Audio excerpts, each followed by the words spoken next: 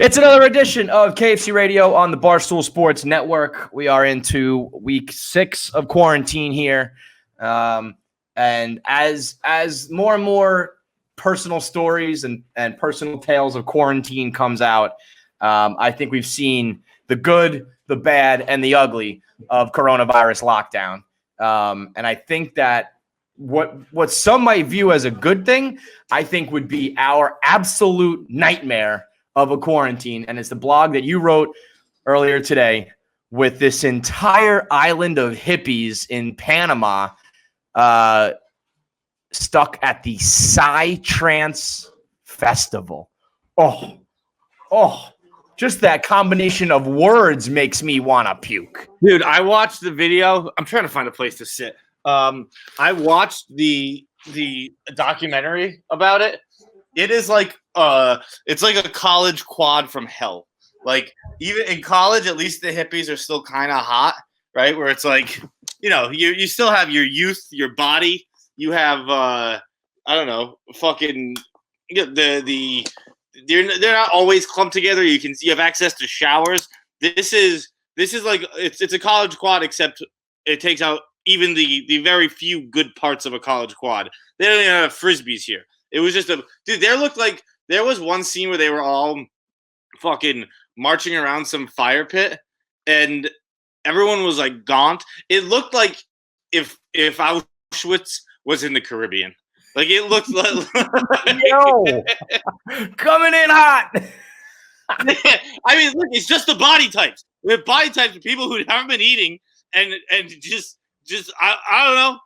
It just looked bad. It looked my first thought, when I'm just being honest here, my first thought when I saw it was, looks like you're in a concentration camp. That's what the body.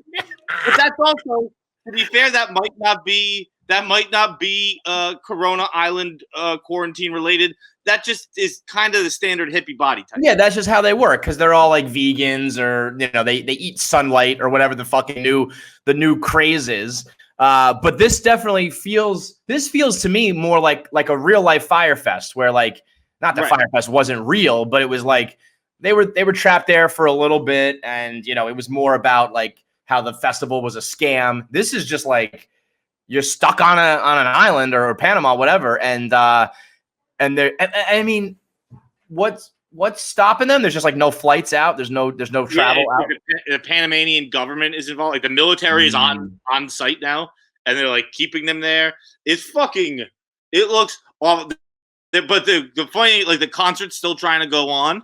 So, like, there's like still a DJ up there, and it's like it's a bunch of people who look like they have the enthusiasm of someone at like a local performer at a children's birthday, and like the parents are like trying to get in it, only there aren't kids there, and these people are just sitting there like, wish I lived a fucking normal life and had goddamn kids and was an accountant in Cincinnati like my dad told me to do. This sounds like Big J Okerson in the Winnie the Pooh outfit, just like, okay, here I am, entertaining.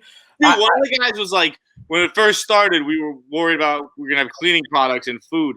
Like, dude, you're in a fucking psy-trance, whatever that means. You need acid and that's it. Yeah. Well, that's why I don't have too much sympathy for them, because it's not like they signed up for some like cushy 5-star spa treatment. You went to a place called psy-trance in Panama. I'm surprised they even know something's going on. I feel like this is like, yeah, this is just like we stayed a little bit longer than we were supposed to. I think it took it a little while. I think the concert was supposed to like start, or at least like some employees got there like March 10th. And I think like on March 15th, they were like, hey, what's up out there in the world? Yeah, like, right. What's going on here? And it's the acid. I don't know much about psy-trance. I imagine acid is the glue that holds together the belief that you're having a good time. Like, without acid, I feel like the whole charade just evaporates. Right. Right. I mean, I'm in my underwear in a jungle. Like, this isn't sweet. Yeah, I could imagine the come down from like a festival weekend at psy-trance when the acid trip ends is like the ultimate Sunday scaries. Just going back to the regular world. And when I say, like, most of the time it's like, when you come back from your Caribbean vacation, you have to go back to quote unquote the real world. I am talking about your brain returning from the alternate dimension that it was in. You are now coming back to the real world, and that has got to be a bitch. No thank you. You're stuck in tents with no showers, with a bunch of, you're like, oh, this is not how you ever go back somewhere where like you went, this was a blast, but you were fucked up. Can't like, oh, it kind of sucks. That is but now it's your life, and you can't escape. We tried a couple times when I lived in Hoboken. When I first moved to Hoboken, and we did Hoboken St. Pat's. So it was the first Saturday in March. We wake up at 6 a.m. We start boozing. Greatest thing ever. And we all had the bright idea in like June to try it again. We just picked a random Saturday. We were like, why don't we do this? Why don't we do this all the time? And you can't recapture those things. It has to be spur of the moment, because when you come back to reality, it is as painful as it gets. It's the polar opposite of we never talked about the couple in the Maldives. They had it made, although they were going broke. Did you ever hear about this couple? No. They were on their honeymoon in the Maldives. That's where you get those huts over the water, and it's like completely isolated. You live in the water hut, and they bring you all your meals. They bring you everything, and they were safe but stupid. They went on their honeymoon like pretty late, but it was before there was any bans or anything like that, and they were debating like cutting it short and getting out of town. They were told it would be okay, and then all of a sudden South Africa shut it down and said we are no longer doing any flights. That's where they're from, South Africa, and they were the last people at the resort. But the resort has a rule that as long as there's anybody as a guest, the entire staff has to stay, which kind of sounds ridiculous. Like, given the circumstances, I think you can change the rules, right. But they didn't. And so they gave them a discounted rate, but they were still just racking up like nightly fees.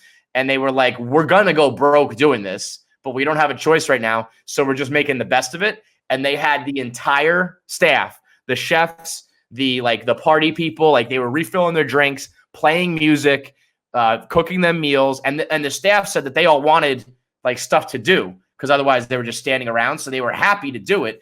And they were just on this extended honeymoon, the only people in the Maldives, just getting waited on hand and foot, living in their hut, just fucking and living in the lap of luxury for an extra like 2 weeks. Yeah, but those things, like, kind of like the psy-trance thing, those like connecting with nature, living in the hut, and being one with the earth things, those spoil quick. Oh yeah, you can't go on vacations like that, because then if something crazy happens, like a worldwide pandemic, and you're hugging Mother Earth, it's nice for 3 days.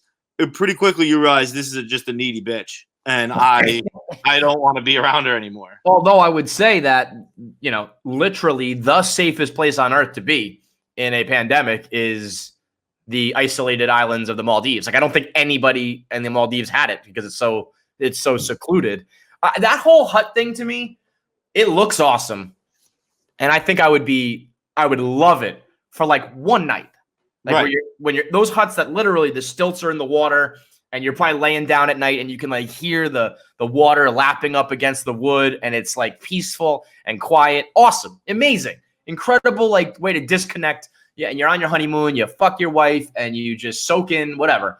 And then like after maybe 36 hours, they'd be like, I want to go on Twitter. I want to watch TV. I want to get like McDonald's. I don't need to eat this like freshly prepared fish that you just caught from underneath my house every night. Mm-hmm. So I could see it being cool, but not for like a 2-week thing, and certainly not for like an extended month and a half or whatever it was. Nothing is cool for 2 weeks. Nothing. There's not a thing in the world that's like every day for 2 weeks you're going to wake up and be excited for it.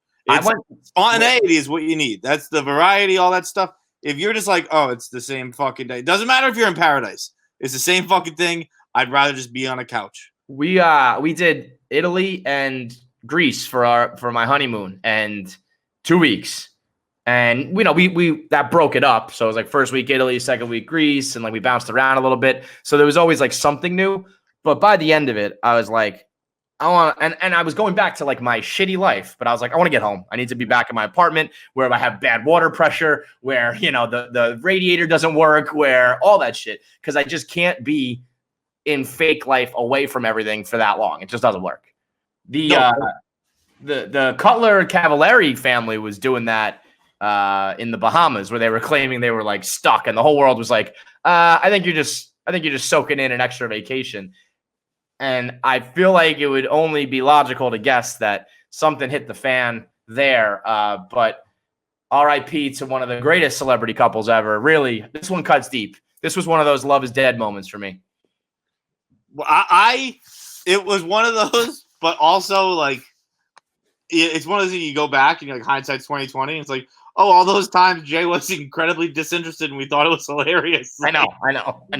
Might have seen this one coming. Like Jay got famous on reality TV for not giving a shit about what his wife said. Like, I mean, once you have to spend 24, and I get it, and it's hilarious. A lot of stuff I love Jay, but like if you spend 24 days with someone or 28 days, however long, and you're not really interested in them, it becomes pretty clear pretty quick. We're like, how about 10 years of him being like, I don't give a shit about your friends, your company, your clothes, your makeup, your hair. I don't fucking in those 10 years. Care. I mean, the dude's catchphrase is "don't care." Not exactly a recipe for women loving it. It's like that, but also like with celebrity couples, I feel like we're going to see a lot of celebrity breakups in quarantine, because you're going to see a lot of couple breakups. Period. Yeah, of course. But like a celebrity couple, in even to a higher extent, because especially like when you're not in quarantine, you're not together that often. You're off filming movies. You're off playing floors. You're off you are together. As you know, obviously I'm not in a celebrity relationship, but I feel like you're together a lot less than a regular relationship. Definitely. So when something is kind of businessy, at least there's a hint of business in every. I think there are celebrities who genuinely fall in love, no doubt. But there's always a little part of like, well, this would be good for the brand. I feel like that's at least a thought. Yep. And then when you don't spend any time together, and then when you finally like, oh, the brand is not worth this.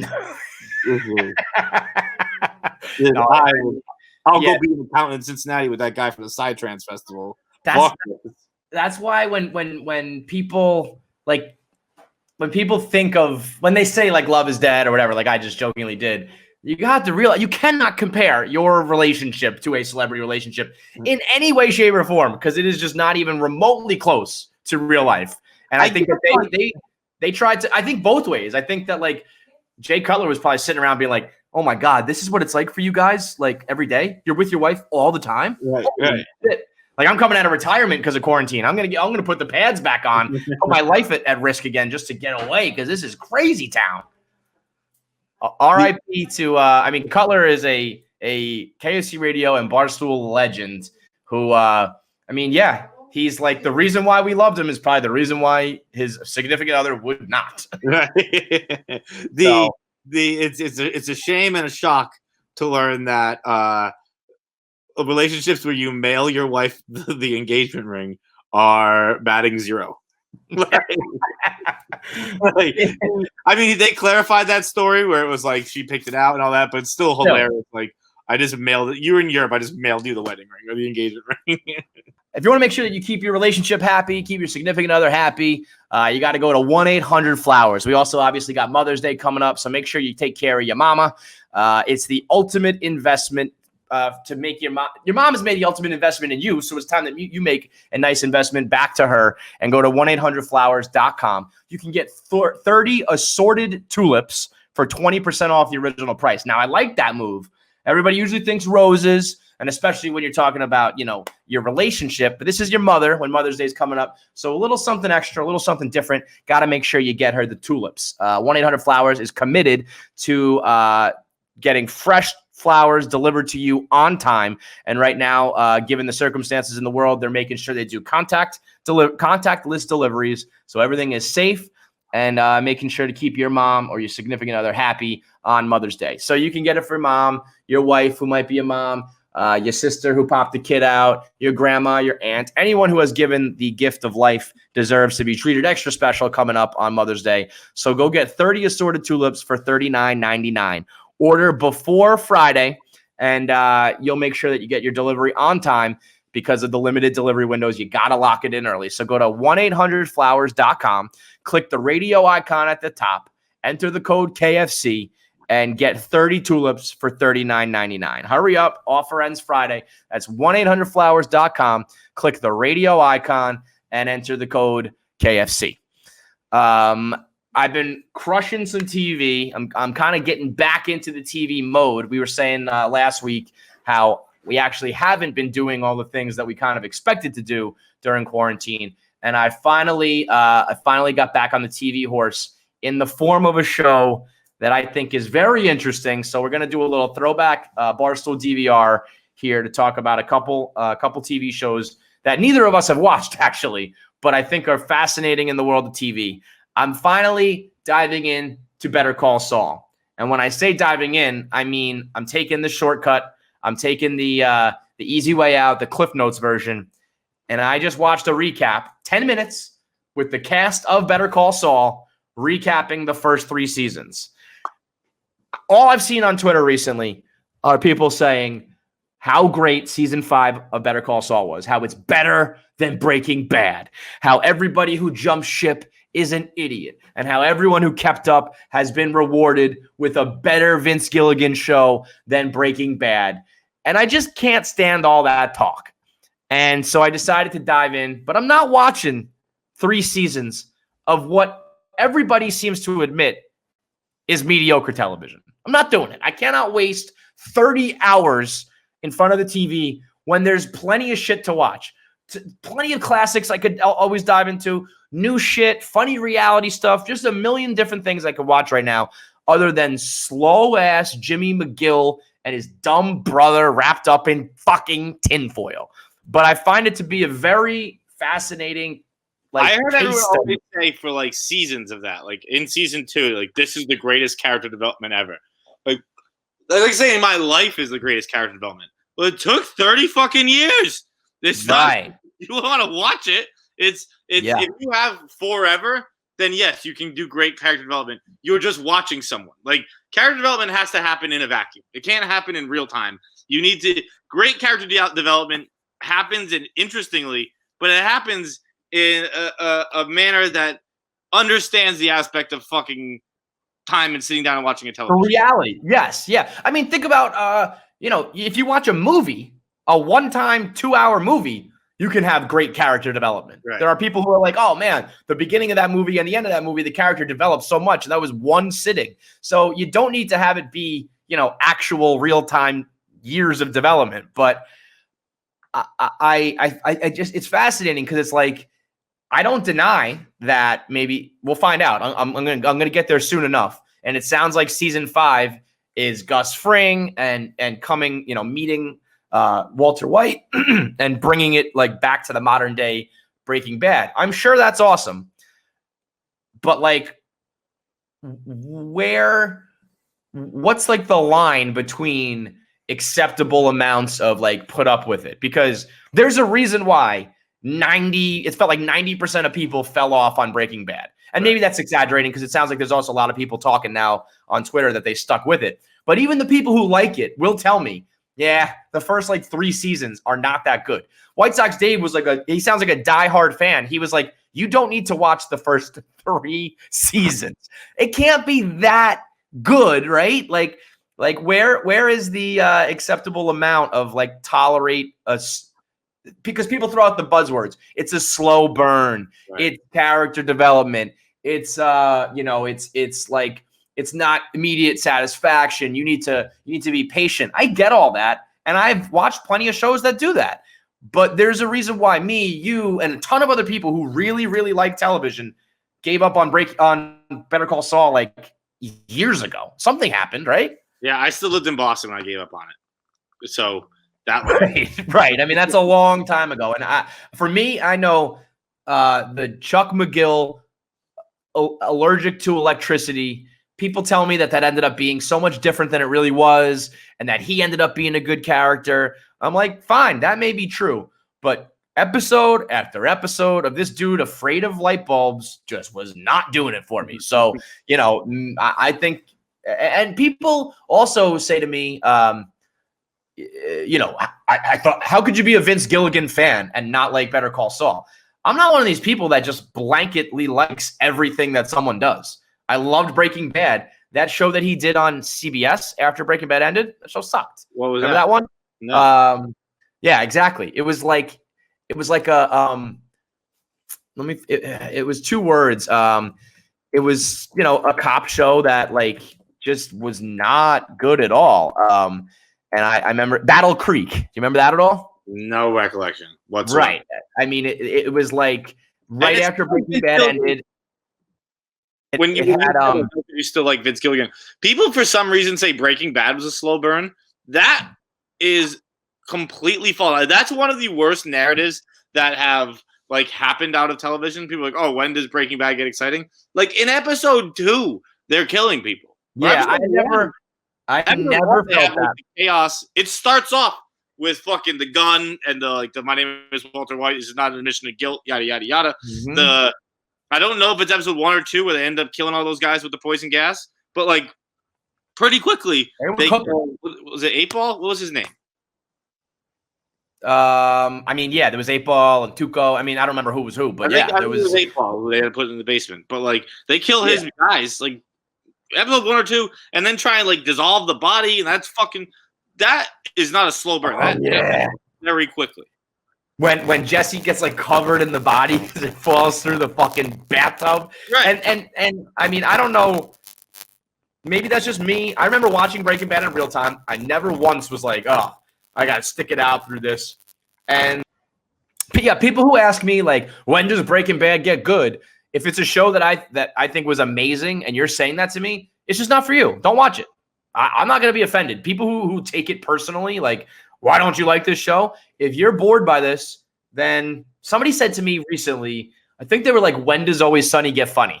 And I was like, brother, if you are not laughing at that show right off the bat, totally fine. I don't understand your sense of humor, but that show is just not for you because it gets funny immediately. And I thought Breaking Bad was good immediately. And I think that maybe Better Call Saul was a victim of its of how good we know it can be. Like if I go into a show that's the development of a lawyer from like a good lawyer to a criminal lawyer, that's interesting. When I know that eventually we're going to be talking about drug cartels and death and murder and all that shit, and we're busy talking about like the ins and outs of a law firm. Yeah. I'm like, come on, fucking go, dude. So maybe it was a victim. Like, give me Gus Fring, give me Mike Ehrmantraut. And even right now, so I'm probably like 4 or 5 episodes into season 4 after cutting through season 3.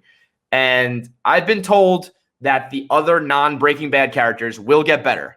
But I have never seen a show that's a clear divide. Like when the McGill characters are on the screen, it's a fucking snooze fest. And then they cut to Gus Fring, they cut to Don Eladio and Don Juan and the Salamancas, the twins are back. It's awesome. You're giving me Breaking Bad, but half the show is just not that. So I mean, they say Rhea Seaborn, right? That's the name. Who's that? I'm at Rhea Seaborn. Okay, we're good. Who's that? Rhea Seaborn. She's the blonde girl. Oh yeah, okay. So I guess she gets like awesome at one point. Yeah, I've seen a lot of praise for her being like one of the greatest characters in television history. They said. And that might be the case, but boy, did it take a long fucking time to get there. So, I'm not like, I will fully admit that when I sit down, I'm going into it like I don't have an open mind because I'm kind of like, I'm very skeptical of the show. I find it very interesting how good it can be, but also how boring it can be. And I think it's just like an interesting case study for prequels and the like, where it's like, why even bother? Why not just get right into Saul Goodman and how much development is too much development and all that shit. So the people who take it like super personal, like they wrote Better Call Saul, who can't admit like, I mean, yeah, it's slow, and slow is not like always good. No, slow is not always good. Slow sometimes just fucking. I don't know. It goes through. If I stayed on, I would 1000% be a. I stuck it out. Yeah. It's a slow burn, you right. fucking idiot. But guess what? I didn't stay on, so now I'm saying skip the bullshit. Yeah. I mean, I'm doing it right now with The Wire. The Wire has not grabbed me, and I'm scared to say it because I'm like almost done with season 1. I started at the beginning of quarantine, and I'm almost done with season 1. Season 1 usually takes me fucking 3 days. Yeah, that ain't good. That's not a good sign. That's why, I mean, I just wish people get so passionate about TV the way they almost do about sports. So it's very hard to have like a level-headed discussion. But there's something about these shows, like The Wire, when you haven't seen it and you try to go back, it doesn't seem to grasp people on a big scale. Individually, some people like it, but something about it holds you back. Something about Better Call Saul kind of sucks in the beginning. Something about, these shows that just, like, I'd love a Seppenwall person or somebody to dig into it, be like, pinpoint what the reasoning is, because it's obviously there's something. It's not just that, like, oh, people, you don't appreciate good TV. I do. There's something about this show that doesn't capture you. I don't know what it is. Yeah, and you feel like such an idiot when it is like universally considered like top 5 show of all time. Mm-hmm. And I'm like, why isn't it good? Right. Like, I know. It makes me feel bad about myself. I'm like, what's wrong with your taste, John? Do you just have bullshit taste? I've liked all the other shows everyone likes, but for some reason, this was just not hitting. Not there. Yeah. Last night was the series finale of Homeland. Portnoy told me he dove back in he watched a marathon yesterday, the whole season, and watched the finale last night. And he said, you don't need any of the middle seasons. Like, they just kind of cut the bullshit, went right back to what made Homeland. It's all CIA stuff. No Dana, no family shit. And he swears that it got back to like old school Homeland, which season 1 of Homeland, I'll put up against any TV show ever. And even the first couple seasons, eventually the problem was they thought they were going to kill Brody, had a hit on their hands, didn't kill Brody, and then we're kind of like, what the fuck do we do? Right. And you could tell in the writing that they were like, shit. But the first initial season and a couple seasons, they knocked out of the park. And if I guess it's season like 8 by now, if that final season is anything like the early ones, it can't be. I'll watch anything with Mandy Patinkin. You give me Mandy Patinkin. Incredible. And so I honestly didn't know. I saw today, I think, like Homeland stuff. I didn't even know it was back. So not a good sign. That's a bad sign. So I'm gonna do it too, because I think I've seen every episode of Homeland except for the new season. Oh, really? I fell off, picked up when Quinn became like the focus, and he was like the most badass character on TV, and then kind of fell off again. But clearly that's a show that should have just wrapped much, much earlier and would have been in like the pantheon of great TV shows. But they tried to milk it and tried to draw it out. And I'm sure there's some respects, like get your paycheck. Yeah. If I had that, if I wrote a show, right? Great show. I wrote a show and you were like, look, we can end this shit right now, 1 season in, and you will be remembered as a legend. Or we can do 7 more seasons and you can get a Lamborghini. You know what'll make me a legend? Having a dope fucking car. That'll make me a legend. I'll put some bullshit together. Don't you worry. Give me 10 minutes. I'll get a new season for you. There's a scene in Better Call Saul that I watched, though. Mike Ehrmantraut is going to a grief, Alcoholics Anonymous, like grief counseling type of group. And he calls this one guy out for being a fraud. And it's like, Mike Ehrmantraut does things to me that, no woman could match. He is my favorite TV character ever by a mile. So give me any taste of him, similar to Mandy Patinkin for you, and I'll take it. But God, I wish we could have just like cut out all the other bullshit and kept Better Call Saul just to that, because it would have been, to me, it would have been just as good as Breaking Bad. But I'm still so in on Mandy Patinkin that I still watch Criminal Minds on season 13 just because he was in the first 2. Mandy Patinkin thought the idea was good enough to do 2 seasons. I was like, I'll watch it. Oh, Criminal Minds on TV? Fine, I'll watch it. Mandy Patinkin liked it. I'll finish up 4 and 5 of Better Call Saul, and I'll report back. But there's just something wrong with the show that if you can jump around like that and still get the vibe, it's what the fuck are we doing here? But Breaking Bad is for sure my number 1 show ever, probably in my top 5. Today is a Tuesday. We got KFC Radio Top 5 Tuesday for you. It's brought to you by Death Wish Coffee. I cannot give a better cosign than Death Wish Coffee turning me into a little bit of a coffee person. Today, I popped open a lightly sweetened cold brew can, took it down, and I've been I've been ready to go today, man, and that's not my style. I was up late last night. I was jacked up after the last dance. I would have been dragging ass today, but Death Wish coffee that has double the amount of caffeine of your average coffee, 300 milligrams in a little case shot, a little shot is for a non-coffee drinker to convert me. It's the best cosign you can possibly get. My family is a big coffee family. They're a big brew their own coffee. Brew their own. When I was leaving New York for quarantine, I had my shipment of Death Wish coffee. Brought it home with me as a little thank you for taking me in during the pandemic gift, and now they buy it. It's all my brother drinks. The cold brew. My dad brews it himself. My dad brings K. My dad still goes to the office even though it's closed. He's the only person who goes. Brings K cups to the break room. It's him and like one other guy he works with. Love it. Both go to the office. They do their social distancing, but they need to get the fuck away from us. So they still go to the office. Brings the K cups there. Everyone drinks a different kind of it. Well, that's the thing. You can do it every which way. You can do it in full beans. You can do it in ground up beans. You can do it in the K cups. You can do it in the canned, lightly sweetened or totally black. They've got mugs. They've got T-shirts. They've got a whole brand. And right now you can get. They're also doing a huge giveaway where if you go to deathwishcoffee.com/KFC, you can win a MacBook Pro. You can win cases of Death Wish cold brew. And you can get a set of the Barstool indoors gear. So while you're quarantining, you're going to be comfortable. You're going to be you're going to have tons of energy, and you can win a year's worth of Death Wish coffee. So sign up at deathwishcoffee.com/KFC, and then when you use the promo code KFC, you'll get 15% off your entire purchase of the coffee. So you can buy it a la carte. You can sign up for a year's worth of the sweepstakes, and you can do it all at deathwishcoffee.com/KFC and use the promo code KFC. So today, top 5 is things it's worth spending money on. What's worth that extra premium? What's worth that extra pay? And I feel like, yes, top 5s are a competition. We're always trying to win. But I feel like this, more importantly, is we're going to put our minds together here to knock out a top 10 list, because this is all about who we are.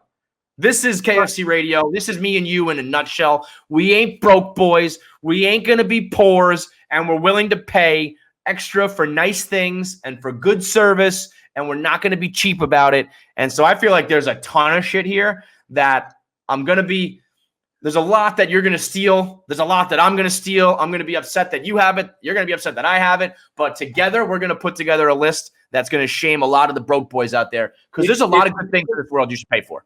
It's a difficult list because guess what? Everything's worth the money. You just don't have it. Everything is worth the extra money. Everything. You just don't have it to spend on everything. So you got to switch it up. Let me say this though, just so we can be clear about, like, I'll give you an example of something I don't think is worth the money, so that we keep it honest here. I don't think fancy Mexican food is worth it. I think when you go to the exact opposite. Yeah, I think you're an absolute fool. Fancy Mexican food or fancy Chinese food. I don't like corn tortillas. Fuck off. Give me a flour tortilla. If you go to a restaurant and you pay like $28 for some tacos, I think you are a fucking asshole. Yeah. I mean, it's like the everything in Mexican food is like ground beef, some sort of tortilla, melted cheese.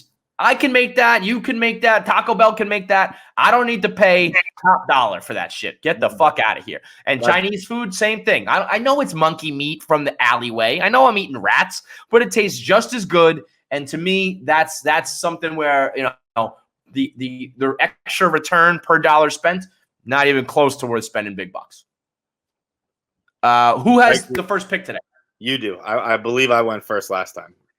Honestly, I wish I didn't have the first pick, because there's so many good things here and so many that I'm personally attached to, that I feel like, I might blow it. Oh, okay. I'll go first if you want me to. No. Fair is fair. I just for the record, I have 1, 2, 3, 4, 5, 6, 7, 8, 9. I have exactly 10 on my list. So I could go 2 lists right here. I have 10 as well. I've had so many. I bet you we have like the exact same 10. I have so many that I've blogged about over the years, so many that we'll get to. But I think in the interest of what I can speak to personally and what I really feel passionately about, I'm going to start off with the man, with you yourself, your person. I think paying for a good haircut is worth it. I think these people who are proud of themselves for paying $10 at Supercuts, guess what? It looks like you have a fucking $10 haircut. And you spend all this money on your clothes, you spend money on shoes, and those are things that you wear. You wear a shirt a couple times. You wear some shoes for, a little bit until they're beat up. You're willing to spend everything, all the other money on your appearance, but you're going to cheap out on the thing that's attached to your head, the thing that you can't. I mean, yeah, you could put a hat on. That's about it. Otherwise, it's always on. You always wear your hair every single day. You should spend money on the cut. You should spend money on the products. And if you can't, you can't. But the people who can, who brag about their, I just go to some guy who cuts it with the buzzer. He doesn't even use scissors. Well, yeah, you look like a fucking asshole. Guys like Portnoy, I don't even spend a dime. I cut it myself. It looks like you do, dude. So yeah. The old videos of Dave, you're like, I can't believe he ever bragged about that hair. And I think a lot of people might be coming around, as we've seen people have absolute fucking meltdowns during quarantine, not being able to get their cut on schedule. Go to a professional, get your hair cut, spend a little bit of extra money. By the way, usually the people who cut the hair well, you can go longer in between haircuts. And so you actually, maybe the money ends up evening out. But, there's a reason why girls are the fairer sex. They're the prettier, hotter, better looking sex. And they spend money on their appearance and their hair and their makeup. And we don't. And that's why we're fucking ugly. So you have your hair attached to your head every day. You bring your hair everywhere you go. Spend the extra money. Go to Fleischman Salon if you're in New York City. Go to FleischmanSalon.com and go to the shop section and spend the money on the hair products and the shampoo and the gummies, because it's worth having a full head of hair, grow it out, treat it nice, and look good everywhere you go. Strong one. Very strong number one. Not as strong as mine. Cleaning people. I am going to die having never used Pine Sol in my life. That is a promise I make to you right now. How about a duster? How about when people dust? I'm like, who the fuck would do that? But I'm happy when someone else does it for me. I'm going to die thinking that a duster is just a prop used in pornographies before the cleaning lady has that's what I'll just forever. That's just all a duster will be to me. Yeah. I'm never gonna get on my hands and knees and clean a bathroom, because it's like $200 once a month. It is so fucking worth that money. And I'm gonna throw in wash and fold people on this too, with a stipulation. No. That's separate. Well, the stipulation is if you have a washer and dryer, it's not worth it. If you have to do it in your basement, like I have with like coin operated things, in my new New York City apartment, I do have laundry in unit as a qualifier for an apartment I'll live in. But if you don't do it in your fucking basement. Have someone clean your laundry for you. I have a washer and dryer, John. I've been doing wash and fold. Because really? Yeah. First of all, it's broken right now, and I don't think it's ever going to get fixed because we're in quarantine. I asked the landlord, I'm like, any chance someone can come fix this? And he said, no chance. But even when I do have it, I forget that I put it in the washer, and then it smells, so I have to rewash it, and I put it in the dryer, and then by the time I get home, it's been sitting in the dryer, so it's wrinkled. I have to re-dry it again. I never fold it. I never put it away. It's not the wash. It's the fold. I'm paying for the fold, not the washing part. And it comes back in that cube. They take all of your wardrobe, and they blast it down into this little perfect block, and it's like less than $1 a pound in New York City. Yeah. I can't. Other places, it must be like mine's like $1.35 a pound now. I think she raises the price for me, despite on top of also trying to ruin my relationship. She called my girlfriend. People forget the story. I went into my wash and fold with my girlfriend, and she said, "Oh, and this must be Caitlin." And I've never mentioned to Caitlin this woman ever. She just took a flying guess at my girlfriend's name, not thinking the repercussions that could have on me. But and she's been sprinkling thongs into your shit too. She sprinkled in a thong before. She sprinkled in a small T-shirt before. Things that one time she just gave me completely the wrong clothes. Like there wasn't a single article of clothing in it that was mine. It was like you. Yeah, I mean, again, the cost of wash and fold is 75 cents to $1.50, whatever per pound, and also like your favorite shirt every 6 months. They're just gonna steal it, and that's just the cost of doing business, and it's still fucking worth it. But that was like, if it's a T-shirt, so that's not yours, you kind of just get rid of that. I had just someone's. I had to take that back. I was like, look, just none of these clothes are mine. This is an entire wardrobe that, this is not fucking mine. This is just not mine. It was in my bag. I have a designated dry washable bag. It says laundry day on it. It's very cute. So everything was in that. It was inside a plastic bag. Plastic bag. I was like, none of these are mine. So wait, where are we putting that? That counts as yours as well? Cleaning people, yeah. They cleaning my clothes, cleaning my house. No, dude, a cleaning person and a wash and fold is two separate things. All right, I'll take the wash and fold off the board then. Just cleaning people. Because, all right, we just did the wash. How about this? We're gonna have our own top fives, and we both get wash and fold. Okay. Because we just did wash and fold. All right, so then in that case, my number 2 pick is one that I feel very passionately about: moving people. If you're still lugging your shit around, I know Feidelberg does his own moving because he doesn't have any belongings and he just gets his dad to come and move one dresser and one bed and then he's done. But if you have a house full of shit, if you have multiple rooms, if you have multiple pieces of furniture, all your clothes, all your belongings, and you sit there doing trip after trip up the stairs, out the elevator, driving the U-Haul truck. How about when people are just driving U-Haul trucks who have no idea how to drive a truck and they're bashing into things and they're trying to use the side mirrors because you can't look out the back. So you are very unqualified to do this. It's like cutting your own hair. You're not a professional. You don't know how to do it. It takes triple the amount of time, 10 times the amount of effort. You're pouring with sweat. You're breaking everything because, they wrap it up in the cushions and the bubble wrap. You're breaking your electronics. You're smashing your cups and your plates. I will never, and I haven't either. I mean, I probably moved into my first apartment by myself and into my second apartment by myself. And then after that, when I couldn't even really afford it, I was still like, it's worth it. And once you're making a decent amount of money, I can't imagine anything like if you have enough disposable income, it's like, hey, do you want to do like 24 hours of manual labor or do you want to pay like $800? I mean, it's crazy to me, no brainer.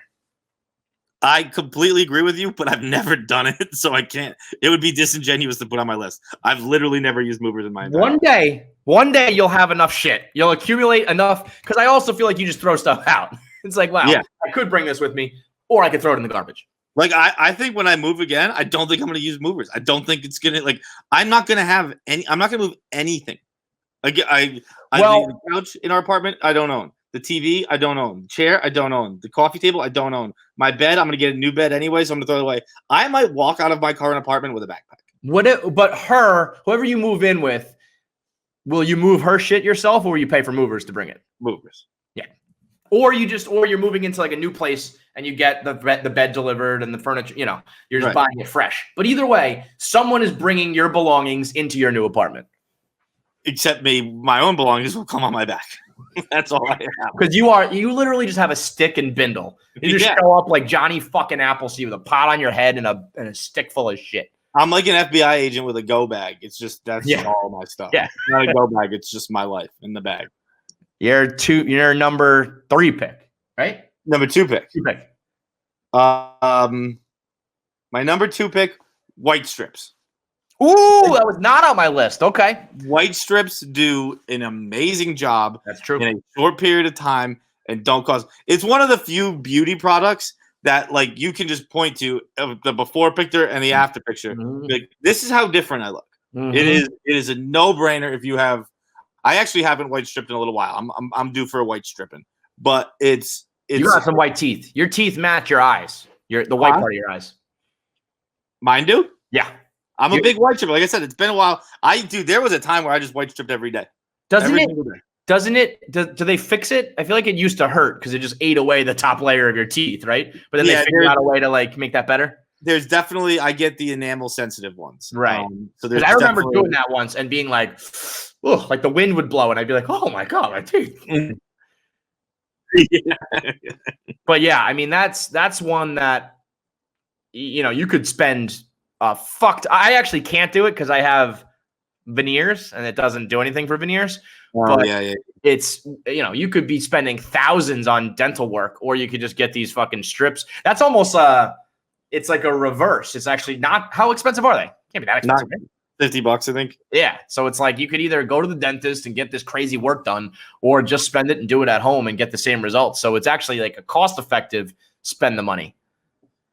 My 3 pick is any sort of handiwork, plumbing, electrician, painting. People who it would take me, I don't know, 36 hours to paint these 4 walls of this room right here. You hire a Mexican guy to come with a roller and some Benjamin Moore. Shit is done. It's trimmed. It's perfect. They put a drop cloth down. They wrap it up. You're done. I'm not going to electrocute myself trying to fix the fucking chandelier. I don't know. Aside from pouring Drano down the drain, I don't know a fucking thing about plumbing. My dad could build a house himself. He built us a tree house once that was just a separate house. It had electricity running. It had windows. It had vinyl siding. It had it all. I can't do any of it because he never taught me how to do it, because he wanted to just wrap up the job as fast as he could to go drink some fucking Miller Lite. But my goal in life is to be able to spend money to get all that work done and not have to worry about it. Changing a tire, changing the oil, fixing the engine, any sort of handiwork on your car, your house, your electrician, your plumbing, all that shit. Pay somebody else to do it. What am I, a fucking expert in these things? No way. My number 3, and it's a little bit of a loophole because it's not my money. Birth control. No, birth control is the big one. Yeah. Again, it's not my money. Although it would be my money if anyone ever asked. No one ever asked me to cover the price. I was just gonna say, girls, propose this idea to it can only be like a boyfriend, really. Right. But if a girl came to me and said, hey, we're going steady now, whatever you want to call it, we're exclusive, we're not seeing other people, I'll gladly pay for that, and I'll pay a premium on top of it. Like, here's some walking around cash. Make sure you take it on time every day. Like, go, done. It's one of the best inventions of all time. It's an absolute no-brainer. If the other options aside from birth control are condoms or children, and no one really likes them. So I will pay the $50 a month or whatever it is. I don't know what the price of birth control is. I got no clue. No, I'll pay for it. And it might be $700. I'll pay it. I don't care. You know what I would even propose, because it is, like I said, it's tough. If you're not in a full-blown relationship, what do you do? I would say, like, get Bernie Sanders in office, right? If Bernie Sanders became president and said, all men now have a birth control, like, tax, and you got to pay an extra, I don't know, like you said, I have no idea. By the way, girls, here's the loophole. Here's a racket. If you told me I got to pay for the birth control and it's $300 a month and it's only like $50, you could tell me that and just pocket $250. Done. But if a new president proposed that all men have to just give up an extra couple $100 a month for birth control, I'm in. I'm done. And even I'd be like, I don't have a girlfriend. I'm not having consistent sex.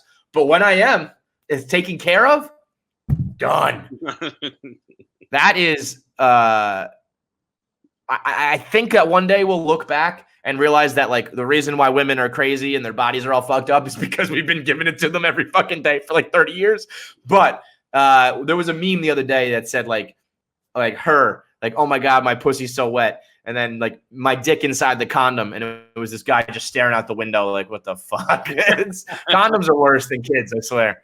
All right. The whole like psychological thing you were talking about. Someone was talking about that the other day with like women in the 70s, like always cleaning the houses and scrubbing. And it was just because they were on like diet pills that were just cocaine. It was that's why they were just cleaning and fucking scrubbing and cooking and doing everything all the time. They were just taking cocaine every morning. What a time. All right. This is my 4th pick.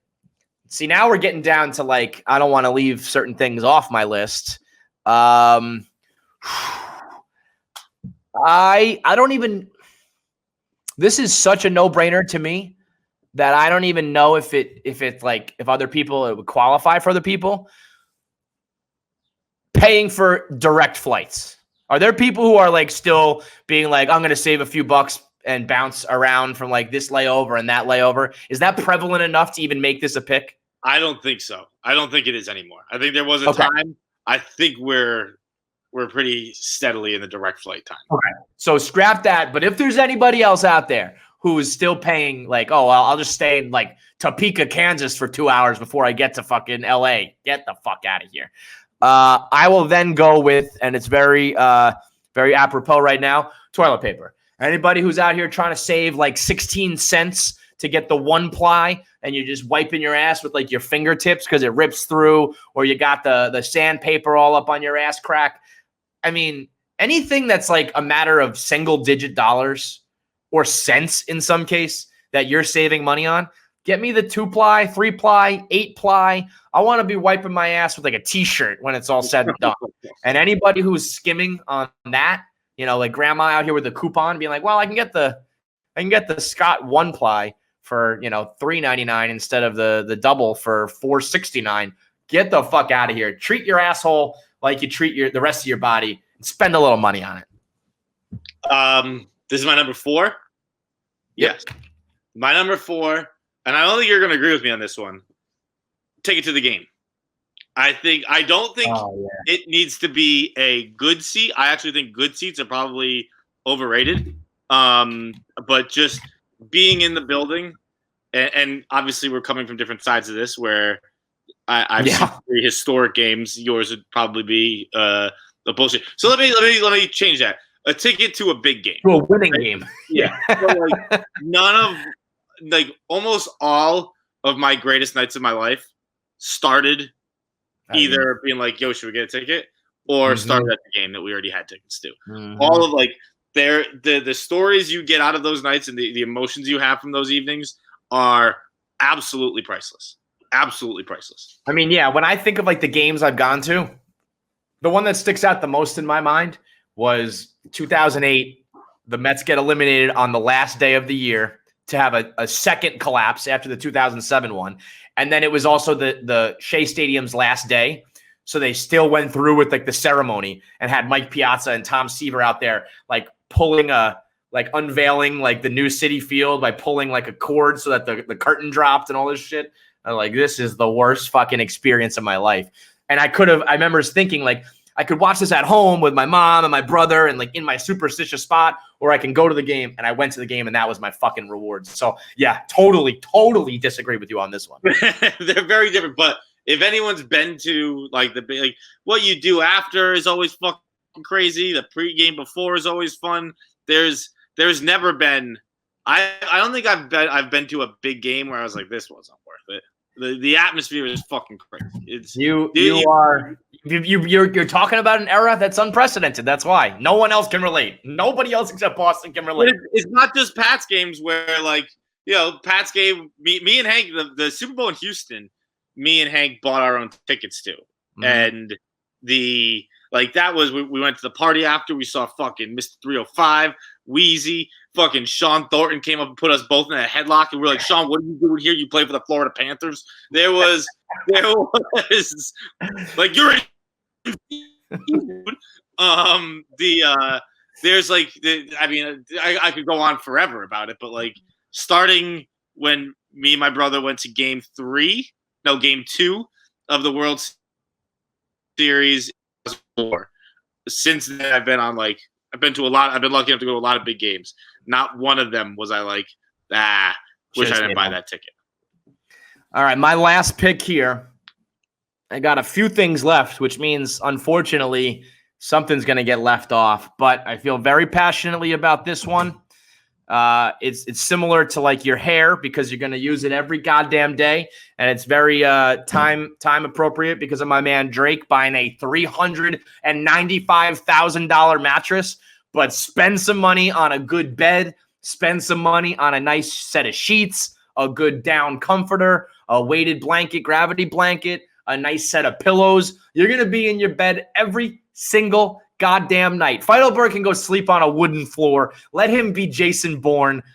He can sleep on a fucking plane. He can sleep on a moving train. You can sleep on top of a plane, like not even inside the plane. Like strap him to the wing and Feidelberg will fall asleep.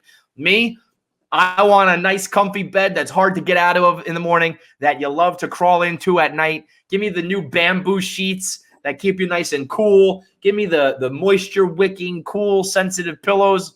All that shit. You know, people were freaking out about Drake. Drake has a $395,000 mattress. But when you think about it, an average person will spend like $1,000 on a mattress, right? So think about if you made like $50,000 and you spent $1,000 on your mattress. That's 1/50th of your money. If Drake were to spend 1/50th of his money, he should have a $3 million bed. So $395,000, that's fucking ashtray money, man. His mattress is made out of like horsehair and like Egyptian this and that, and it's all like extra coils and springs. I love it. I'm gonna ball out on a mattress and a bathroom one day. Those are the two things that I want. Dude, waking up sucks. Every morning you open your eyes, sucks. Because you're sitting in a shitty bed. Yeah, it doesn't. I've slept in nice beds before. Best beds I ever slept in, any hotel bed. Great beds. That is fucking garbage. Who cares? You're not going to be in. You don't wake up in a good mood. A nice bed doesn't change that. Actually, sometimes if a bed's too good, I go to sleep so deep I don't move or roll over at all, and I wake up after being totally still for like 10 hours, and I'm like, oh fuck, I can't even move now. That's how I wake up every morning. I do not move in my sleep, and I wake up every morning. About 3/4 of my bed, half my bed is just laptops, the sweatshirt I wore when I got into bed, a book, a spitter, a tin, a bottle of water. Crumbs everywhere on my bed. Probably like rats and bugs crawling around in there. I don't make my bed. I'm not like a fancy, but a good mattress. Like my room, I think my room is the coziest fucking room in the world. It's pitch black. I got the blackout curtains. I got a nice noise machine. The temperature's perfect. The bed is perfect. The sheets, the blanket, the pillows. It's an experience to be in my bed. Last pick for you, Feidelberg. My number 5, and this actually might kind of be like yours, where I don't know if it's prevalent enough. If it's not, I got to back up. Spotify Premium. Yeah, no. If you're still listening to music where a commercial will come on every 3 songs, it's insane. It's absolutely insane. Or you can't listen to an album. You can't skip songs. That's fucking. I used to drive back to Boston with my sister a lot, and she didn't have Spotify Premium. And it got to the point where I offered to pay it for her. She ended up, she had some pride, so she ended up paying for it herself. But I was like, I can't keep taking these rides with you if I have to listen to fucking commercial. And it's just one commercial. It's not that big a deal, but it's everything. And they're so intrusive. It's like you go from like one of your favorite songs to being like, do you need like books on tape or whatever it is? It's like, oh my God, shut the fuck up. You're ruining the experience. I'm with you. Any Apple Music, Spotify, whatever. If you're still, I used to be the opposite when it was like, when you're still talking about buying individual songs, back when you could still do like Beast Share and all the download links and shit. I didn't care about, like, I don't pay for music. But now when it's the streaming service, I mean, come on. If you can't pay for that, you shouldn't even exist. What were your others? My honorable mentions, kind of similar to the music, paying for a pay-per-view. I'm not streaming it. I'm not BitTorrenting the movie. I don't want to watch it on Reddit or a Periscope. I can pay the $100. I want Chinese subtitles. Just, right. I'll just when people yell at you, we've talked about this extensively, but when people yell at you, like, dude, paying for things, that's worth the money. Paying for things. Yeah. Be for the good quality. I want the real version of it. I want the studio version of it, whatever that is. I'll pay you the $6 for the movie. I'll pay the $50 a year for The Athletic. I pay for content. Paying for content, worth the money. And even there's something about the the expensive ones are actually probably not worth it. Like when I bought fucking Tyson Wilder on and I ended up watching it on standard def, and it was like, this was not a good experience. But I didn't have to be the broke boy being like, send me the link and like DM me the fucking Rogue, whatever. It's like I just paid for it because I can. 12 hour nice bed sheet. I think a nice suit is probably worth it. Like having I mean, I'm not saying like a $5,000 suit. Once you can afford that, for sure, you look awesome. But yeah, come on, the guy in the $1,500 pants. But I think looking sharp in a suit, handiwork, direct flight, and I think like a quality jacket, like a winter jacket that's, you know, a Canada Goose or some shit that's like $800 or $900, but you wear it all winter long. I think that's. I disagree with that one because when I wear a winter jacket, I always wear it open because you got to see the fit underneath it. Yeah. Well, but even that, as long as the rest of it's warm, you could probably pop it open so you see the fit. I have knives. This is one that since I started cooking, dude, it's the difference between when I cook at my apartment and when I cook at home here is insane. Dude, when I'm cooking at my apartment, I'm just have a knife and I'm just pushing it through like fucking potatoes. I'm not cutting anything. I'm just pushing a metal object through this potato. Here, it's fucking everything's just cutting through butter. It's unbelievable. Yeah, I agree with that. That's why like Cutco knives and shit are so expensive because they last for like 1,000 years. But you giving that answer is like proof positive that you're like an old man who's about to die. Being like, a nice set of knives. Holy moly. I bet you there's actually a lot of like, it's not us, but I bet you an answer for a lot of people will be like a good grill and a good like set of like spatula and tong. Be like a grill master. That ain't for us, but I bet a lot of guys will say that. I also had Uber because that's just like, I don't think that's one people don't spend money on, but just you're offsetting an Uber versus a DUI. Uber is worth it every single time. Even sometimes, forget about like DUI, but we'll go out in Manhattan and people are like, you know, what train are you catching? I'm like, I'm drunk. You expect me to go to Grand Central, wait another half hour for a train, sit there drunk and get home at like 2:30 in the morning, or spend like $35 to get home like that? I mean, come on. Then I had speakers with my record player. That's like made me like music again. Like, anytime you say the phrase "my record player," I just fucking love it. Dude, I just got Johnny Cash, Folsom Prison, live at Folsom Prison. Unbelievable stuff. Yep, of course you did. And then my last one was booze, which is obvious. Like you'd think like your well drink versus an actual drink, it tastes completely different. That's one of those things that I was like in college. I was like, whatever.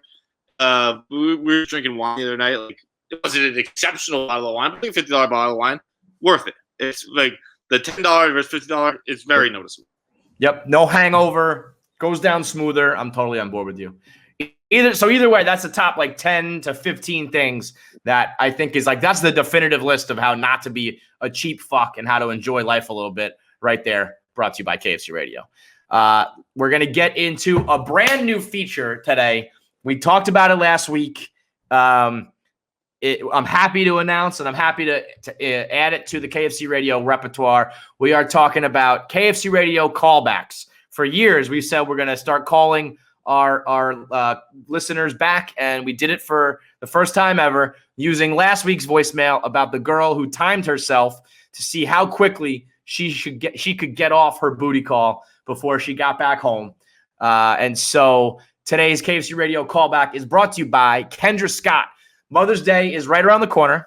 And so you got to get the moms in your life something special, whether it's your mom or your wife or your baby mama or your aunt, your grandma, anybody.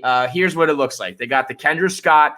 It comes pre-gift wrapped like this, a nice yellow box with the white ribbon. It's ready to go. You don't even have to wrap it. You don't have to worry about it. It shows up like this. You can hand it right to her, and it looks like you put in some nice effort, and you don't have to worry about, guys wrapping presents never goes well. So they take care of it for you.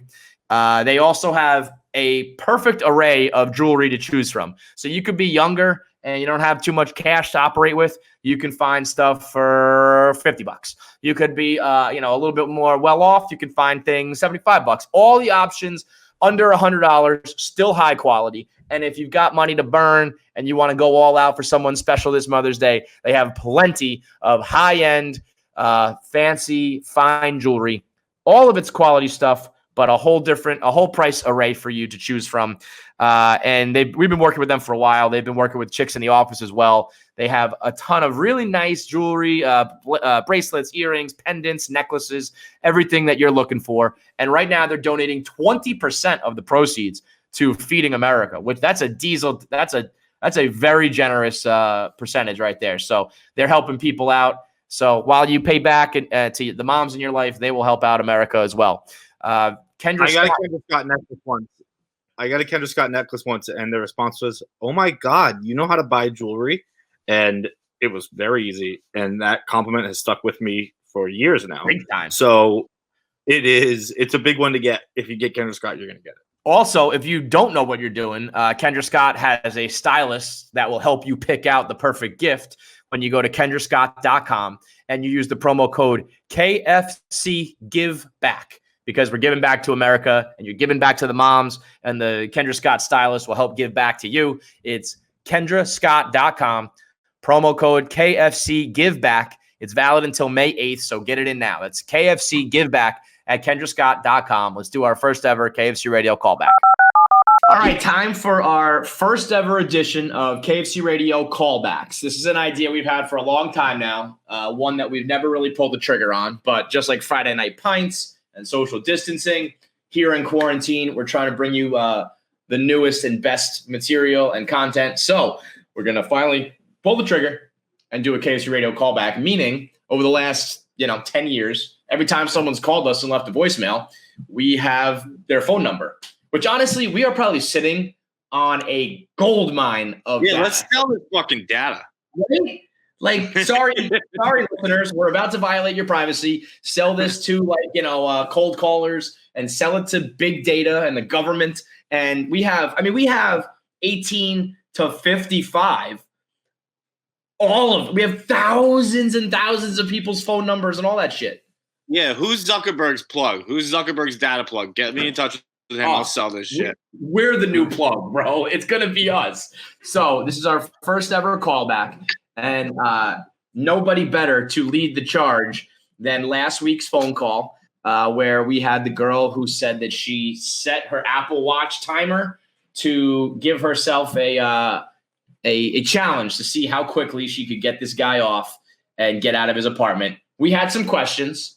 We have some thoughts. So we're going to call her up now and get some answers. We're going to do it old school style here. We'll just put it on voicemail, put it on speaker and chat it up.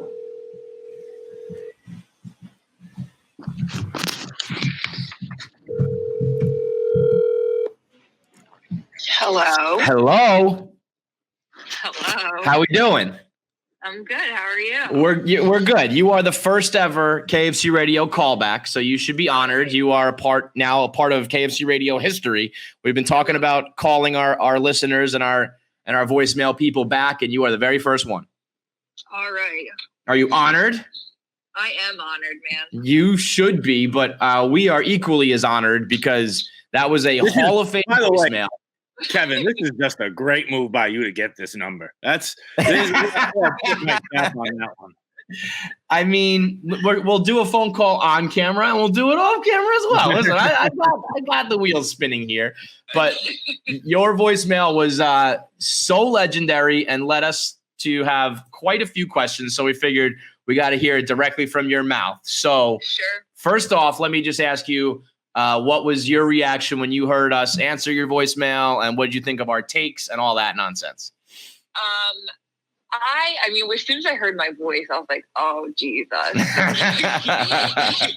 here we go." And then I got a little nervous that he would hear it, but he doesn't listen to the podcast. So then I was like, "Oh God, I don't want to get the end of the stick from him." And then I was like, "Whatever, I actually don't care."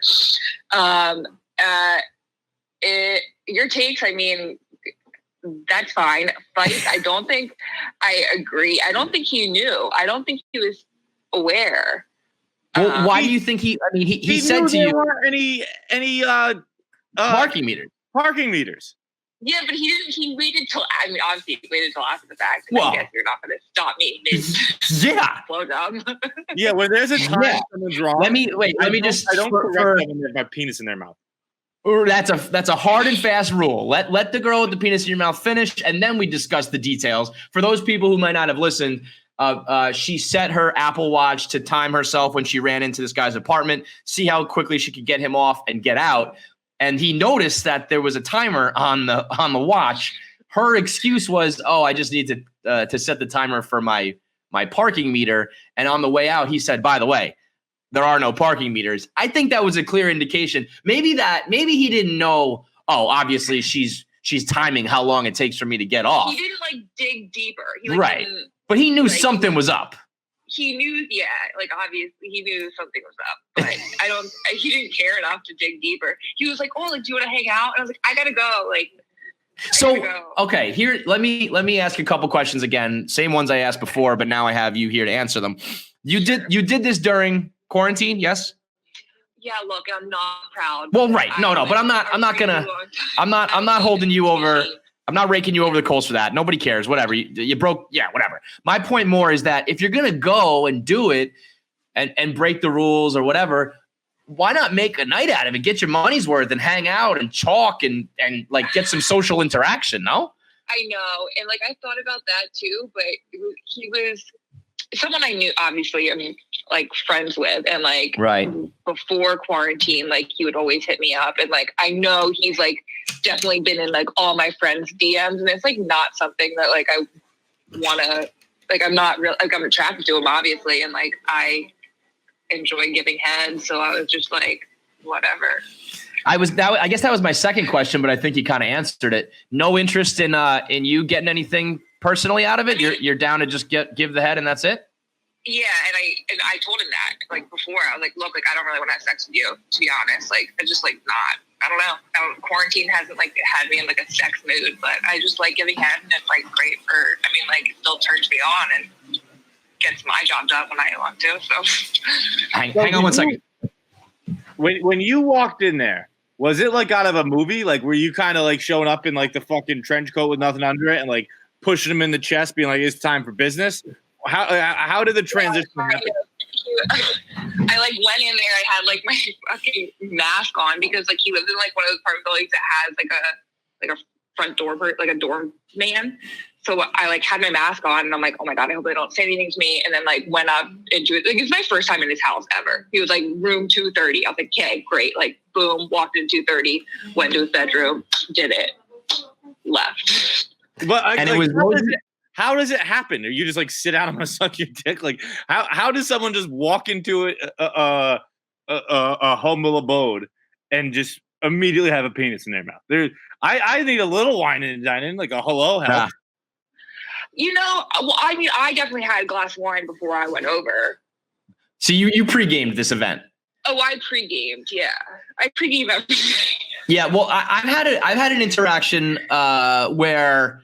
You know, a clear booty call situation that I at least attempted to make, you know, like I had a couple glasses of wine poured. She was on a tight schedule. We sat down, the TV was on, and she looked at me and was like, we don't need to do this. Let's just go. And I was like, okay, all right. But I made the effort. I at least tried to fake it, you know? Yeah. And like, I mean, like him and I like talked about it because he was trying to get in my pants to begin with. Like I made it loud and clear. Like, that's not like you can. I appreciate you trying to woo me, but here's what's funny: he didn't get in your pants. You only got in his. No, exactly.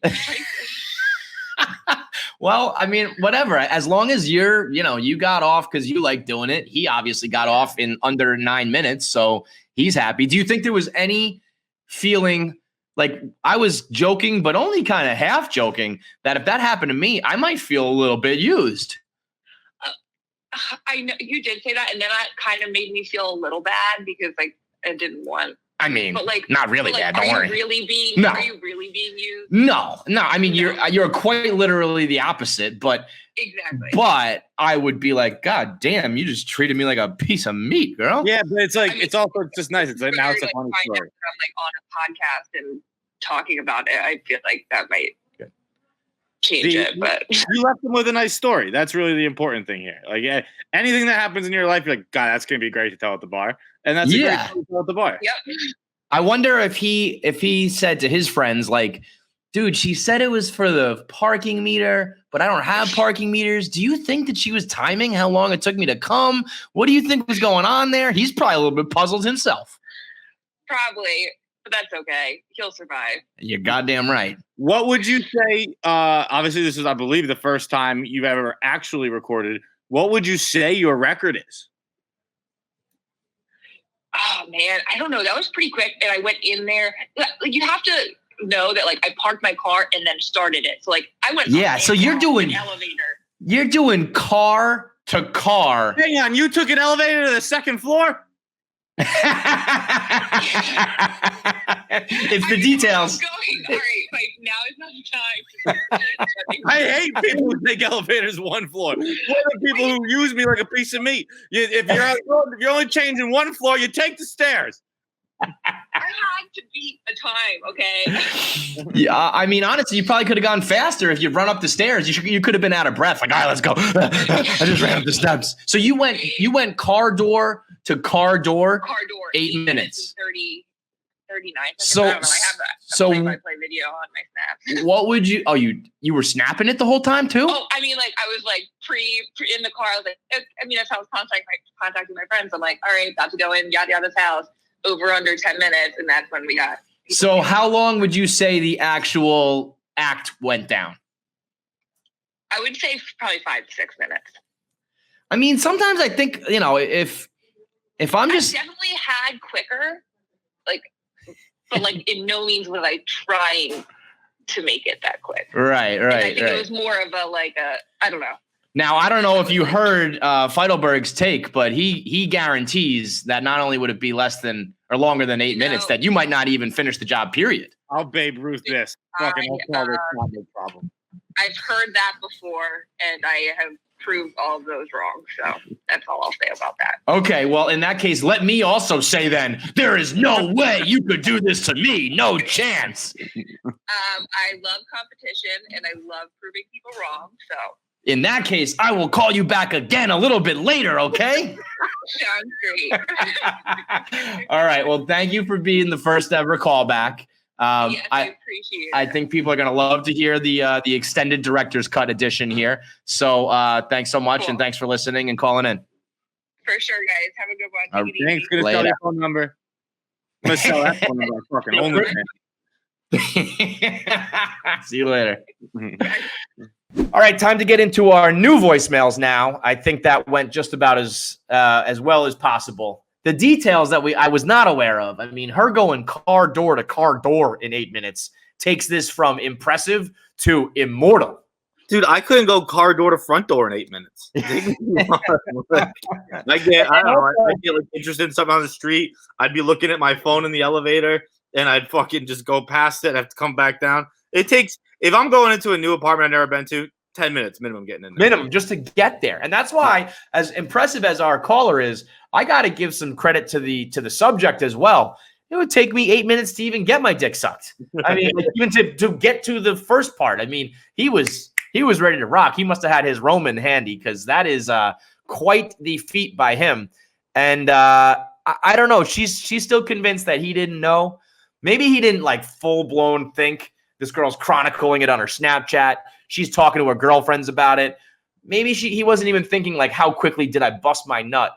But there had to be something running through his mind, like she's on a tight schedule and trying to get out of here on purpose. Yeah, if something wasn't on, if he didn't realize something was afoot, it took some woman in 5 minutes. Let's say it took her a minute and a half each way. In 5 minutes, came into his home, sucked his penis, and left. I'd know something was going on. I'd be like, all right, that was not a normal interaction. Right. Even if there was no clock, I think I'd be looking around being like, was that a setup? Did I just like somehow get Me Too'd by accident? Like what is that was a sting operation right there. But no, I mean, that's one of those it's too good to be true situations, except she's like a unicorn, man. It's like, okay, I don't get it, but as long as you're down and you're happy, so am I. So let's get into our new voicemails. They are brought to you by Roan Apparel. If you haven't heard about Roan yet, you're really missing out. I'm talking about the human and the clothing apparel. Both of them are pure greatness because Roan, greatest battle rapper of all time. Roan Apparel is men's performance designed for a premium lifestyle. It's premium activewear. It's engineered for unparalleled quality and comfort, and it's a necessity for guys on the go. Now, that doesn't necessarily mean you have to be like an outdoorsman or an avid world traveler. It just means we got a lot of shit to do. Sometimes you're going to work. Sometimes you're going to the bar. Sometimes you're seeing friends. Sometimes you're hanging out at home. We all wear a million different hats. And you don't want to have to change your outfit every time. You want to wear something nice and versatile that you can wear to the bar. You can also wear to the office. You can wear it at home when you're lounging. You can wear it out to meet people. You can go to dinner. You can meet company. All of it is versatile in the go-to men's clothing brand, Roan. They offer variety for whatever lifestyle you live. It's something perfect for every occasion, and it's elevated brands of clothing. It'll elevate you to the corner office of life, because you'll look sharp yet casual. You'll look comfortable yet distinguished. And right now they got the commuter collection, which is the superhero version of everyday workwear. Pants, dress shirts, polos, vests, all of it is lightweight, comfortable, and wrinkle-free. So right now you can go to roan.com/KFC. That's RHONE.com/KFC. Use the promo code KFC for 20% off. And you won't regret it. You'll be comfortable and look sharp every day. Go to roan.com/KFC. Let's get these voicemails. What we got? What's up, KFC Fights BC? I got a little "Am I the asshole" for you. So, am I the asshole for asking my girlfriend to get me another Christmas present? She got me tickets to a baseball game, which with obviously everything that's going on now, it isn't going to happen. So, would I be the asshole if I asked her to get me another present? Let me know what you think. Thanks. It's a fair point. Look, a lot of the times the asshole is making a fair point. Right. But you are fully an asshole to say, hey, other grown adult, get me more. Give me another gift. Now, let me ask you this, though. What if you found out that what if tomorrow they announce Major League season is done? We're going to offer, we're refunding everybody. And you knew that she got the money back in her pocket. Does that change the situation? It should, but it doesn't. It's look, Kevin, it's the thought that counts, right? They got you your fucking present. You're gonna, I mean, if God, you can, but you got to change it to something like a blowjob, which is like so fucking juvenile, I guess you will. But like, hey, how about we move anal night up to Tuesdays? It's like, maybe that's like all you can swing. Yeah. But you're right. You're entitled. Well, I don't know, because the gift really is. It's only about showing. It's not really about the spending the actual dollars. It's showing you I love you this many dollars, as Michael Scott said, and it's showing you how many dollars she loves you. She spent the dollars. She gets the dollars back. Then so what? But she's showing you I am willing to spend this amount of dollars on you. You know what was one of my favorite moves? My favorite broke boy moves when I was younger, when I was in college, when I didn't have any money, I had a girlfriend, it was time to get a gift. I did this so many times. Such a scumbag move, but I did it like 4 times. Getting a girl like I would make a cutesy card. Sometimes I would even like cut out pieces of paper and I would be like, I'm going to get you 2 tickets to like your favorite Broadway show. But I'd be like, I didn't know which night you were going to be free. I didn't know if you were going to have to work. So you can go ahead and pick the tickets out. But here's 2 little like vouchers to like this Broadway show. And then she would like never end up getting them. And I would never actually have to spend the money. But in the moment she was like, oh my God, that's so cute. And I would never fucking do it. And I was like, bitch. Kevin, my recently canceled European vacation, I don't even remember what holiday that's a present for. I don't remember what that's for. I don't know if it was a birthday, if it was Valentine's Day. All right. I don't know what that's for, but it's just something I did like that. Like, yeah, we'll go on vacation. In the moment, it was amazing. She went home and she bragged to her friends, we're going to Europe. I'm going to Broadway. I'm going to see this. I'm going to see that. I got an IOU right here. And guess what? You ain't never actually cashing it in, bitch. You didn't expect the pandemic to come, did you? Could you imagine? I would love We're going to St. Petersburg. That's where we're going. We're going to the fucking Dolly Museum in Tampa, and we're going to Tom Brady's first because we came to the country. I would love a sitcom where, like, what if you knew the pandemic was coming and you're like, here you go, we're going away, haha, like knowing there's no fucking shot this happens. He was gonna take me to the Eiffel Tower. No, we weren't. No fucking shot that was ever happening. So, I mean, by the way, I think this is a total double standard. I think if you're a guy, you have to be much more prepared for this to actually come to fruition, to get your girl like something else. Because I think she might be expecting it. Guys, it's like celebrating birthdays. Girls do it. Guys, you can't do it. Getting a second gift, guys, you don't get to do it, but you're going to have to probably do it for your girl. It's just the way of life. Next up. What's up, boys? First time, long time. Little hypothetical here for you. Who's the dream road trip crew? For me, I'm going probably Dave Chappelle for the comedy, Dennis Rodman for the stories, and I'm going to say Charlie Sheen for the cocaine. Thanks. That is the worst crew I've ever heard assembled. That crew. Dave Chappelle would fucking no. Dave Chappelle would hate you. Dave Chappelle hates everybody. You think that Dave Chappelle wants to road trip with you, being like, "Yo, Dave, dude, remember that time in Half Baked when you said this? Hey, man, why don't you do that skit from Chappelle?" No, he would fucking hate your guts. Dennis Rodman. I mean, you can't understand anything he's saying. He'll probably forget who you are half the time, forget where you're going, what the point of the road trip is. And Charlie Sheen, he might go like Tiger Blood and fucking kill you. Who knows? That's a terrible crew. As someone who's met one of these people, I would not want to be on a road trip with Dennis Rodman. Actually, imagine like 8 hours in the car with him. We couldn't half an hour conversation. I was like, whoa, I need a break. An 8-hour road trip with him? No fucking way. That did make me remember a question Casey texted me last night, though. She said, do you think in your partying prime you could have run with Rodman in Vegas? And I think I could do it right now. You are pretty talented in that department. I don't even know what the partying prime is, but I could do for a long afterwards. I can party with anybody. It's like I can party with anybody for a week. After a week, like I can't do it anymore. But I can wake up and start drinking for. Yeah, I could do it today. No problem. No, I could drink with anybody.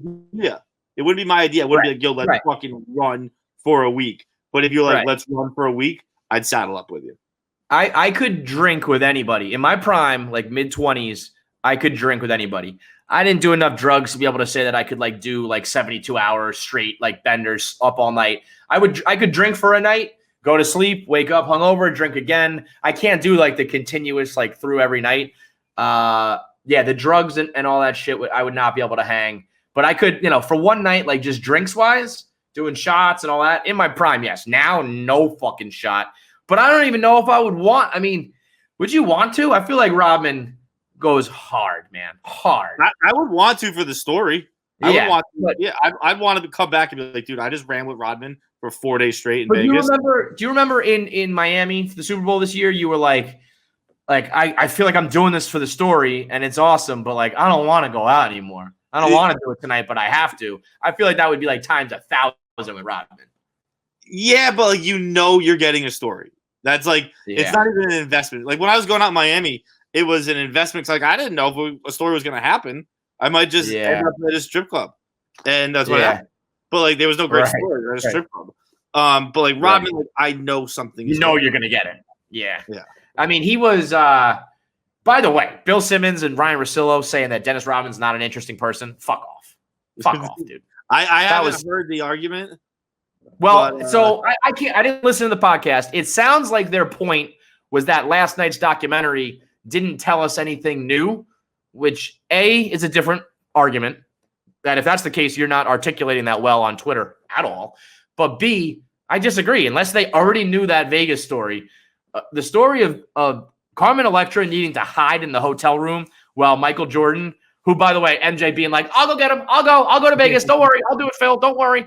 Like, Phil would be like, no, we can send some assistant coach. No. I'll go, and I'm going to leave 2 days early and come back a day late, but I'll get him. Don't worry. The thought of MJ banging on a hotel door and Carmen Electra, like, hiding under the blanket, being like, oh, no. If you knew that story already and you're bored by that documentary, God bless you. But to say that, like, the last 25 years of Dennis Rodman hasn't been interesting, I could not think of a more incorrect take. He's fascinating in every way. So I feel like if that was a Celtic, by the way, Bill Simmons would not be having that take. And I don't really know what Ryan Russillo's allegiance is, but that felt like a contrarian take to stir the pot. Because he's the total opposite of every boring athlete ever. So I don't know. I don't know what the take is. Does interesting things. If the thing is he never really said anything profound or interesting, that I'd listen to that take. I'd be like, okay, I'll hear this out. He did it. He was very interesting. Right. He was fun to watch. But whether you like looked at him like that's an interesting guy, he's interesting. Well, it's an interesting study. Okay, right? I haven't heard the take. I'm just trying to play devil's advocate, trying to see what they might have said. No, that thought crossed my mind that like.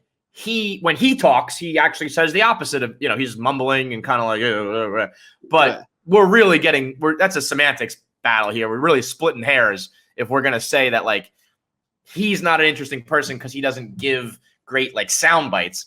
When you learn his story, how improbable his career was, how he almost killed himself, how he changed the culture, how he that was so crazy, by the way. I didn't realize that like he got traded because he tried to kill himself. Nuts. They didn't get the guy therapy, didn't get him anything. You're just like, dude, if that blood is not going to be shed in Michigan. That's right. Right. We're not going to have that on our hands. You can go kill yourself at the Alamo. Get the fuck out of here. I mean, that to me, though, like he is for guys who work in media who know how boring athletes can be with their canned responses. And I mean, just the mere fact that Jackson, Jordan, and Pippen were like willing to let him. What a move that is. I got to go to Vegas, guys. What do you mean? It's in the middle of the season. You can go to Vegas in the off season. Nah. And they all were like, okay, just get back in time. Incredible. Totally interesting. Fuck off, guys. Anyway, back to the original comment here. Best road trip crew. I might have to think on this one. Jack Black. Really? I find him to be annoying.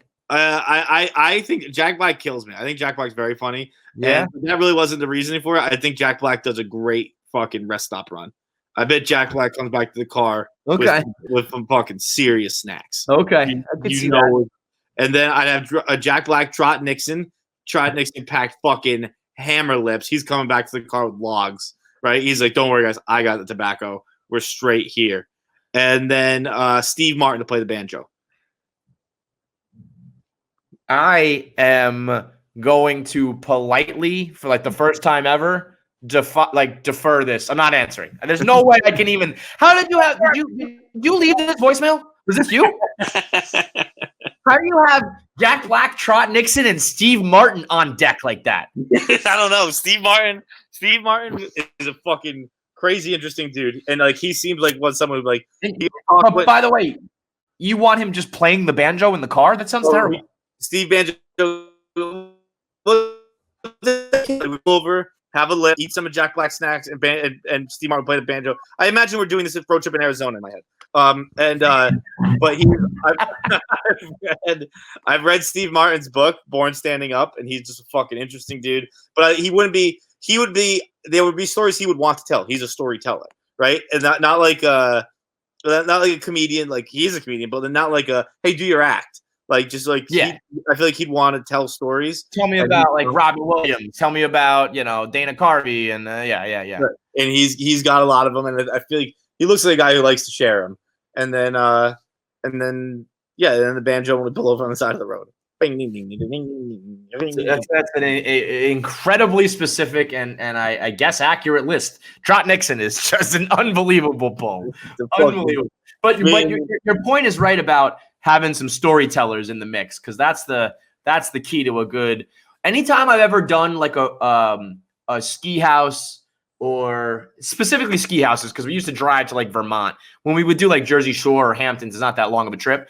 But when we would drive up to Killington or Stowe or whatever, I always enjoyed the drive there and back more than the weekend. Because it was always like the anticipation was fun. And then the recap when like the girls were gone and you get like a few of your close friends back in the car, you don't have mixed company and you retell the tales. That's always the best part. I'll put together my list, but I got to give it some thought to try to hang with fucking Mr. Freestyle off the top of the head. Last voicemail of the day is brought to you by Zebra. Now, we mentioned earlier the things that are worth paying for, and paying for car insurance, definitely worth it. Because the time you get in a car accident, if you don't have it, you are absolutely fucked. Luckily, Jack Black has Zebra, so my road trip is set. There you go. Even while you're playing the banjo, like if you get in a car accident with Steve Martin playing the banjo, still covered.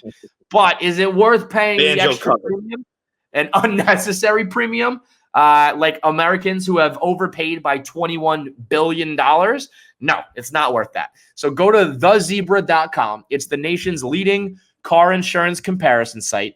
Where you can compare all the different brands, all the different services. It's much like when you go on Kayak to book a trip, except you're doing auto insurance. You give them all the information and you never have to worry about them selling it to spammers.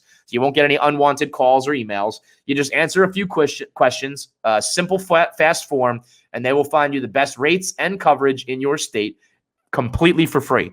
You can save up to an average of $670 per year using thezebra.com. How much can you save on car and auto insurance? Find home and auto insurance. Find out today. Go to thezebra.com/KFC. That's THEZEBRA.com/KFC and save that money. Last voicemail. What do we got, Nick? I had a bad dream recently, and I was talking with my roommate about this. Would you, okay, since you guys are guys, hook up with a girl who had snakes in her room? And you hooked up with her and you have to sleep there the entire night, knowing that a boa constrictor could possibly poison you. As a girl, I would say I would never hook up with a guy who has a boa constrictor in his room, but interested to hear your thoughts. There is one girl, and one girl only, that I would fuck, and it's Jessa Rhodes. Otherwise, ain't worth it. And even Jessa, I would do it, and I would be really scared. And I would ask her as we go to sleep at night, like, can we maybe sleep in a different room? Or can you, like, assure me that this snake is not going to get out? But I am not trying to be in the same room as boa constrictors and pythons. And you know what? It's not even because I might die. It's because of the headline. I don't ever want to be one of those white people dead headlines, you know, where it's like, the whites are at it again. He was sleeping in a pit of snakes and ended up dying. What an asshole. So I just want to try to not have an embarrassing white people death. And sleeping in a room of snakes is one of the fastest ways to have that happen.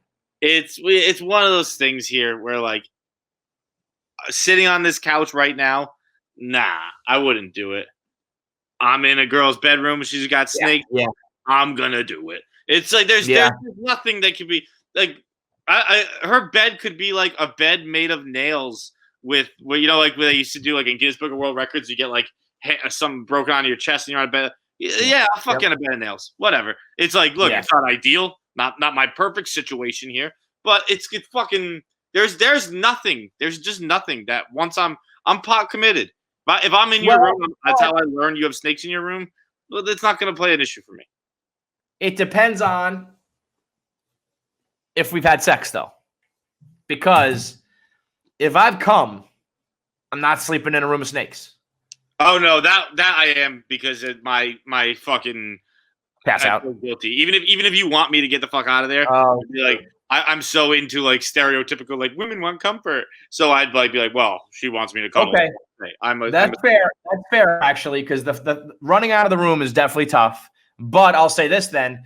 I will not literally be able to sleep. I'll stay in the room and I will sit there in my bed looking at the snakes, being like, nobody can hear me. I'm not falling asleep.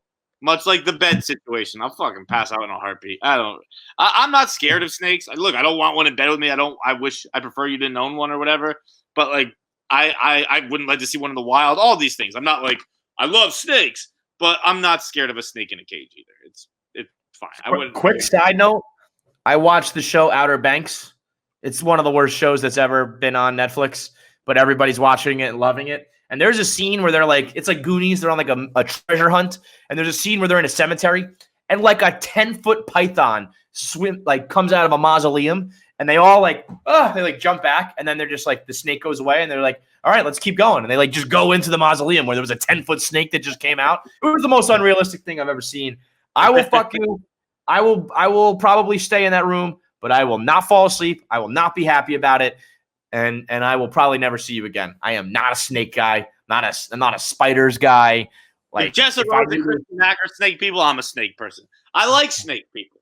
I think people are always like, look, I like the idea of snake people because much like a tattooed woman, right? I like people who will hate me. And like a girl covered in tattoos, not going to be a fan of John Feidelberg. Girl who owns snakes, not going to be a fan of John Feidelberg. Guess what? I love it. Yeah. I love that, like the cliche, like you don't love me, you love the idea of me. You don't want a girlfriend, you want the idea of a girlfriend. I don't want a snake person, I want the idea of a snake person. I like all right, that's it for today. No guests, just us. Hope you enjoyed it. And we'll be back on Thursday for some Am I the Assholes, some voicemails and a guest for you. And till then, stay safe.